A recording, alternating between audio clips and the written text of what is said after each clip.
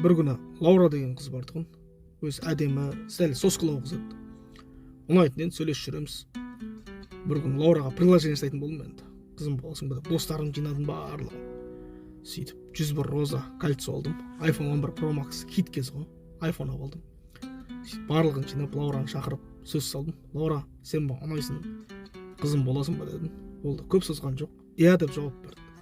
Сөйтіп iPhone-ды бердім, гүлді бердім, жүзікті бердім. Бәрі шапалақ ұрып историясына салып отырған да бізді. Сөйтіп соған бір кезде бар тарады отырыстан. Лаураны үй жағына шығарып салдым мен. Сөйтіп Лаура жеткен кезде, еламан саған бірден айтуым керек, ренжіме деді. Жаңа сөз салғанда жоқ деп, достарың алдында абыройын төккің келмеді. Неге сен маған ұнамайсың деді да. Жүзік пен розаны қолыма берді бір кезде.